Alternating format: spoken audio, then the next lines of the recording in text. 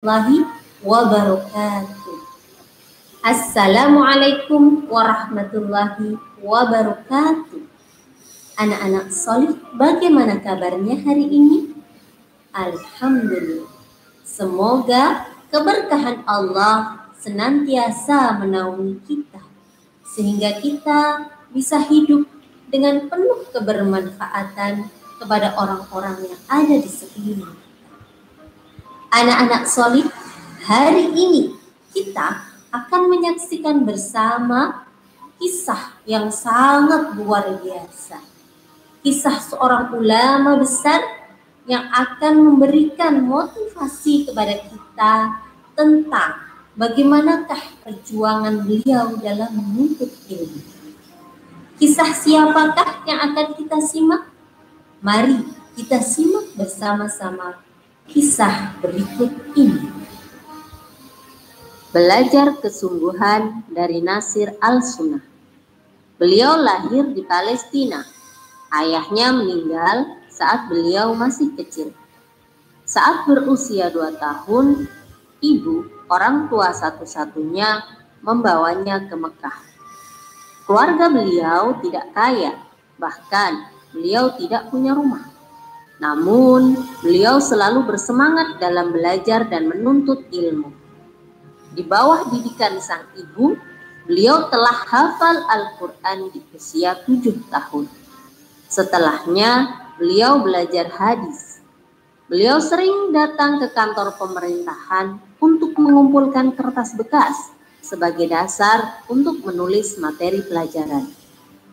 Demi memfasihkan bahasa Arabnya, beliau rela tinggal bersama suku Huzail, suku yang ada di pedalaman, untuk mempelajari pembicaraan dan karakter mereka. Siapakah beliau?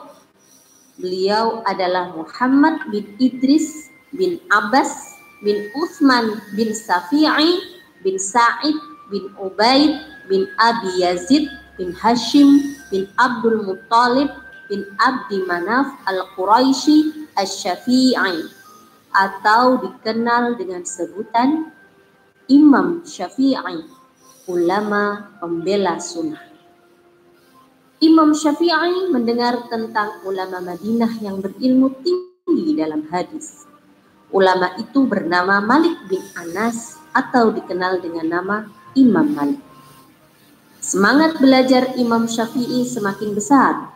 Beliau ingin pergi ke Madinah untuk belajar dengan Imam Malik. Menunggu waktu ke Madinah, Imam Syafi'i mempersiapkan diri, meminjam buku Al-Muwatta, buku karya Imam Malik, dari penduduk Mekah dan menghafalnya. Hingga tiba saat Imam Syafi'i telah sampai di Mekah dan mengikuti majelis ilmu Imam Malik. Hari itu, Imam Malik menyampaikan hadis dengan kebiasaan beliau yang memulainya dengan perkataan, dari fulan, dari penghuni kuburan itu, dan beliau menunjuk ke kuburan Rasulullah Sallallahu Alaihi Wasallam.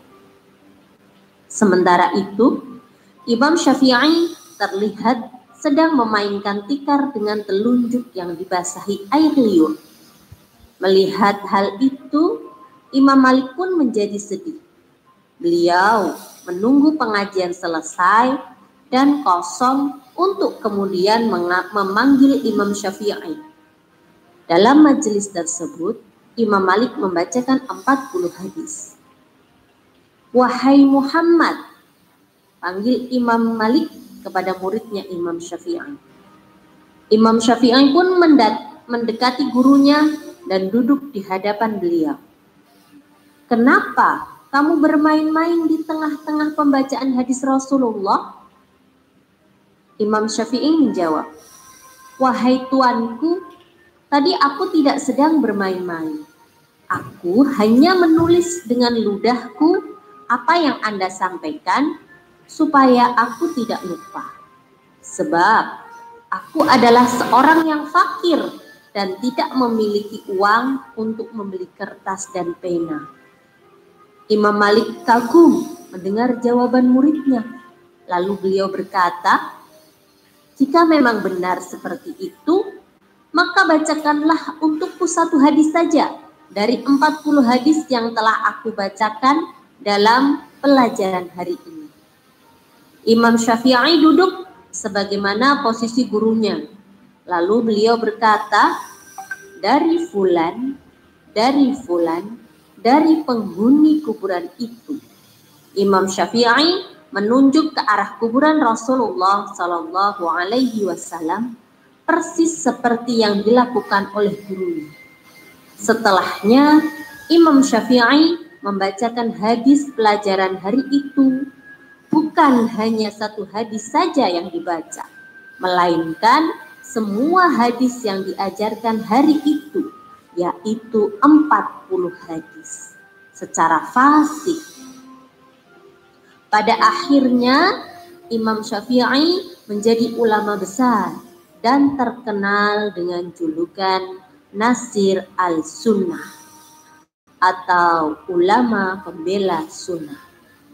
Betapa dahsyat ketekunan Imam Syafi'i. Keterbatasan uang tidak menjadikan Imam Syafi'i menyerah dan tidak bersemangat dalam belajar. Imam Syafi'i tidak bisa membeli kitab Al-Muwatta, maka beliau meminjam dan menghafalnya. Imam Syafi'i tidak punya uang untuk membeli buku dan pena, maka beliau menulis menggunakan jari untuk memasukkan hafalan ke kepala dan hatinya. Beliau bersungguh-sungguh dalam belajar.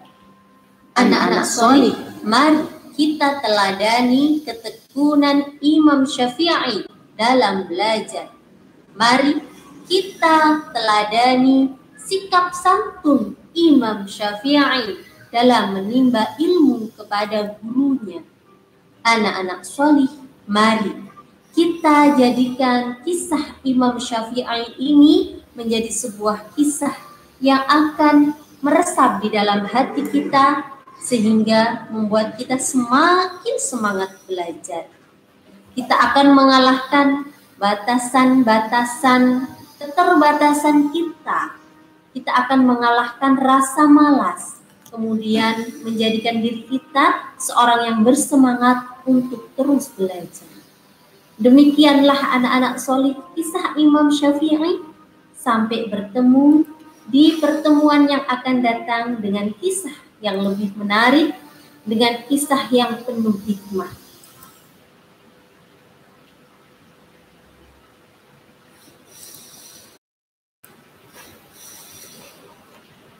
Baik, bismillahirrahmanirrahim. Assalamualaikum warahmatullahi wabarakatuh. Baik, bismillahirrahmanirrahim. Para siswa sekalian, kelas 7 baru.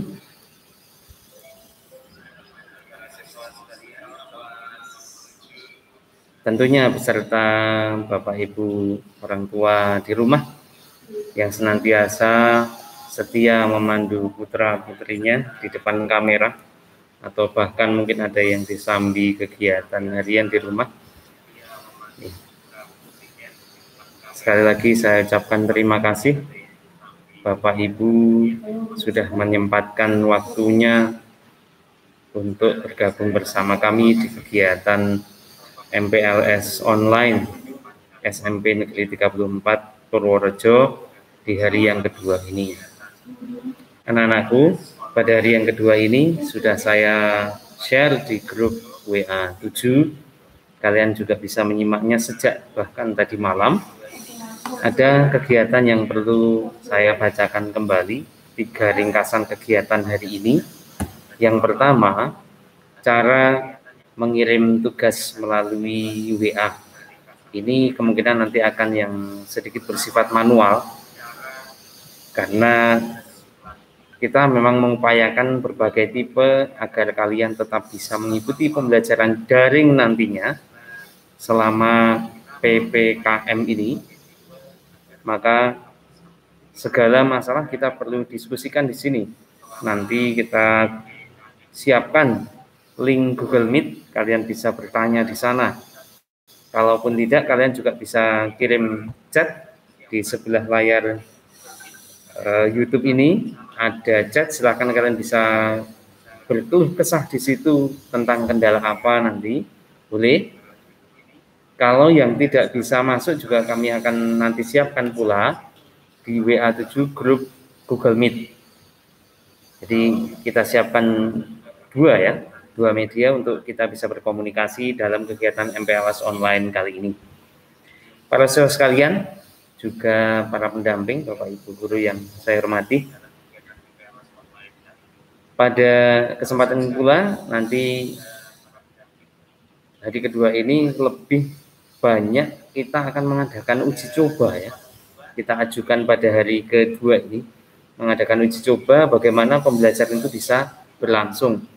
Utamanya saat guru mengirimkan tugas, kemudian kalian sebagai siswa bisa mengikutinya, mendownload, membuka materi, kemudian mengirimkan sekalian, mengemas tugas itu kemudian mengirimkan ke Bapak Ibu guru sesuai jam pelajaran pada masa PPKM ini. Kita adakan online, maka kita siapkan juga troubleshoot atau permasalahan-permasalahan yang ada. Anak-anak sekalian, siapkan atau alat-alat yang lain pembelajaran jarak jauh. Ini sangat penting bagi kalian,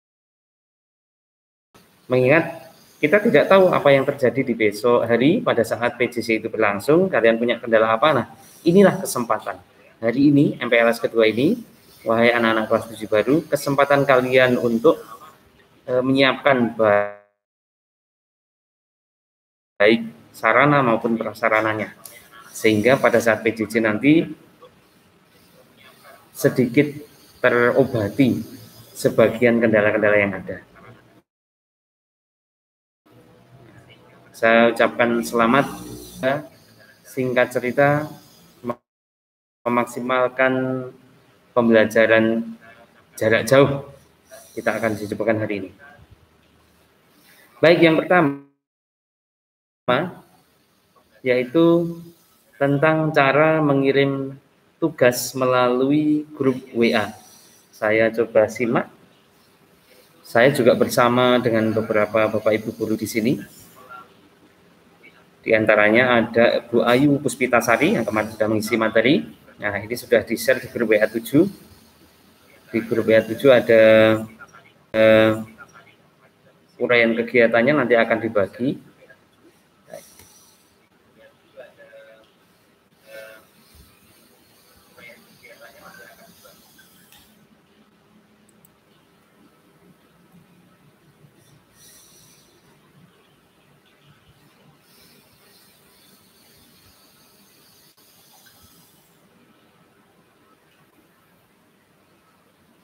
Baik, para saudara sekalian, saya mencoba, sudah ada yang melempar satu permasalahan hari ini, Pak. Saya link Google-nya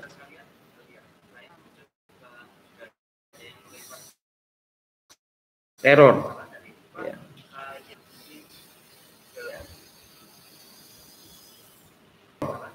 Ya.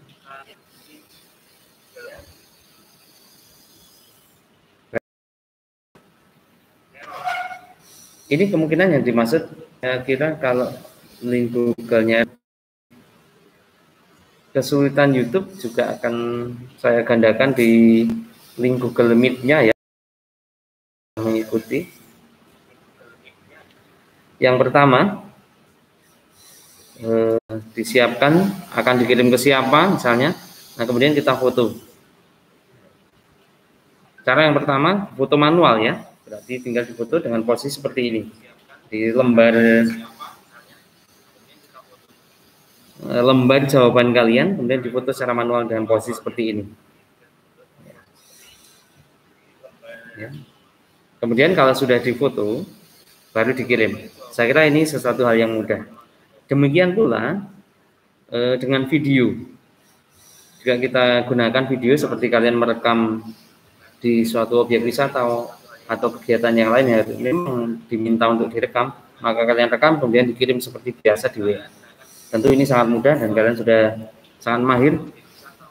Nah, anak-anak sekalian, saya juga mengenalkan untuk di antara kalian yang kemungkinan besar diminta foto berupa dokumen. Satu contoh misalnya kalian dimintai foto oleh Bu Ayu Puspitasari, contohnya untuk mengirim dokumen KK misalnya, untuk kepentingan data pokok peserta didik. Atau suatu saat nanti salah satu guru kita yang juga mendapatkan tugas mengurusi PIP misalnya, kalian diminta untuk memfoto kartu PIP-nya atau kartu KIP-nya. Maka kalian akan butuh satu alat lagi, namanya cam scanner. Namanya cam scanner. Oke, nama itu saya ketik di chat YouTube ini ya, supaya lebih jelas. Nama aplikasinya adalah cam scanner. Cam scanner. Nama aplikasinya cam scanner.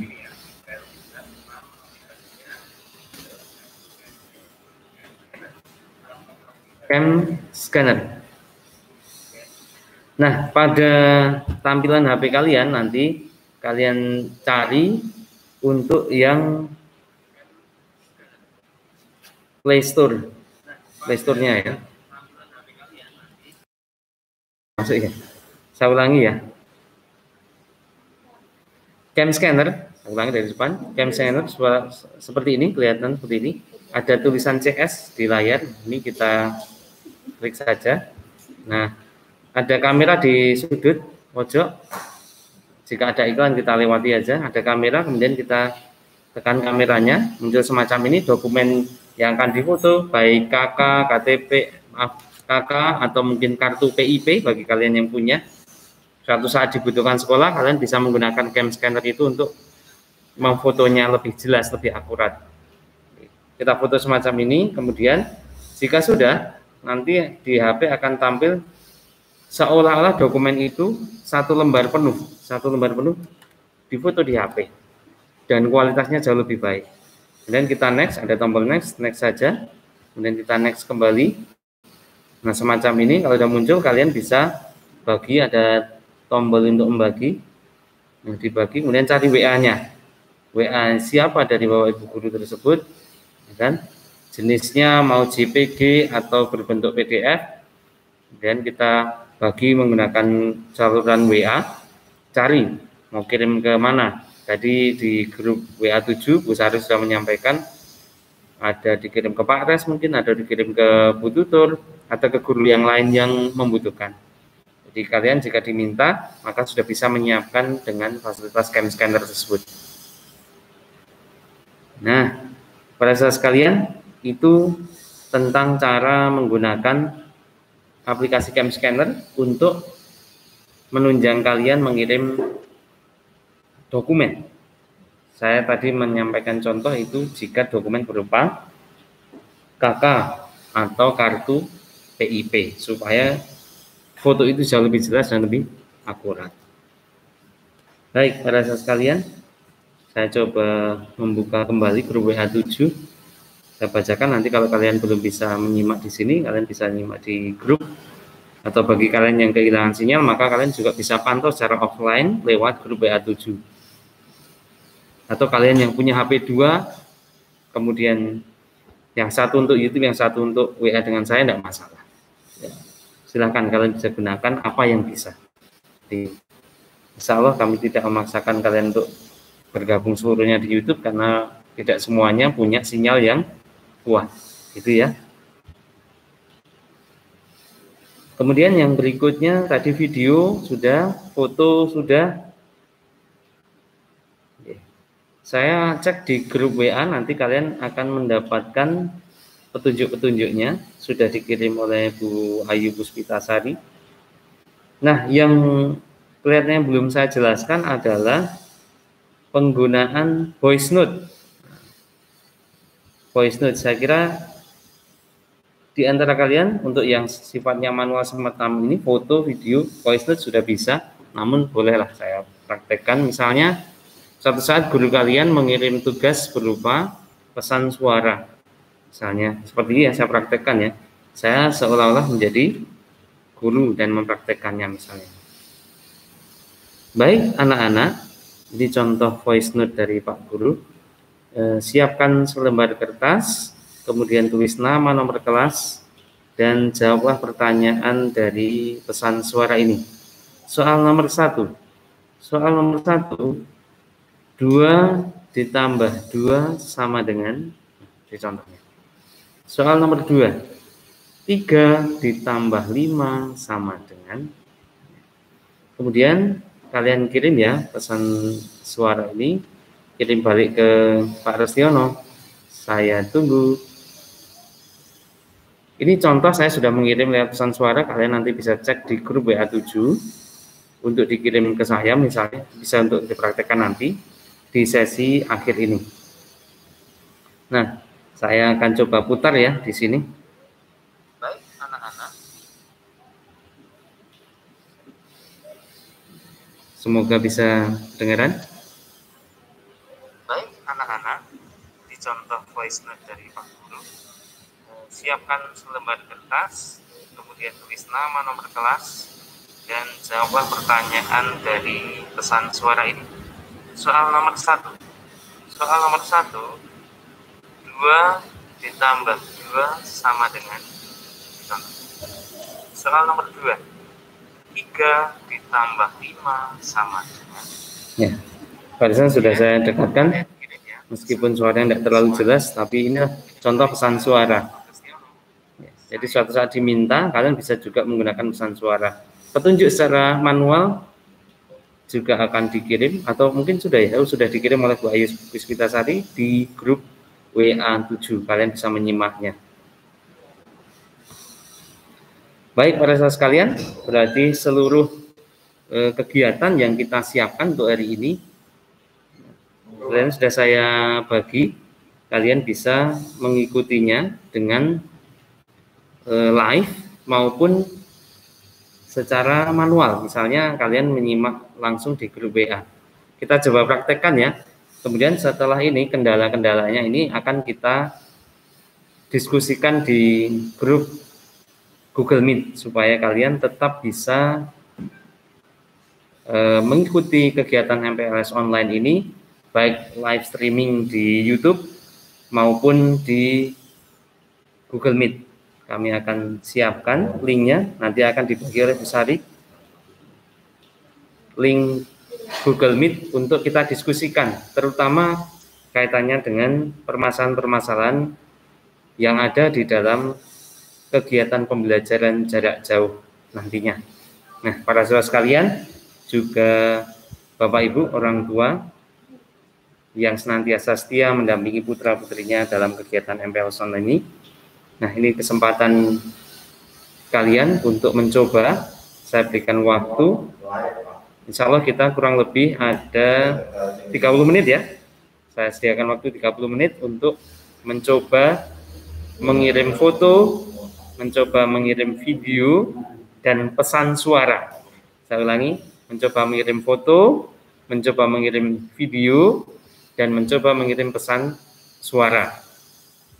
Untuk permasalahan-permasalahan yang ada, kita diskusikan melalui link Google Meet, sehingga kalian tetap bisa menyelesaikan masalah-masalah, terutama kaitannya dengan PJJ, sebelum pelaksanaan PJJ tersebut.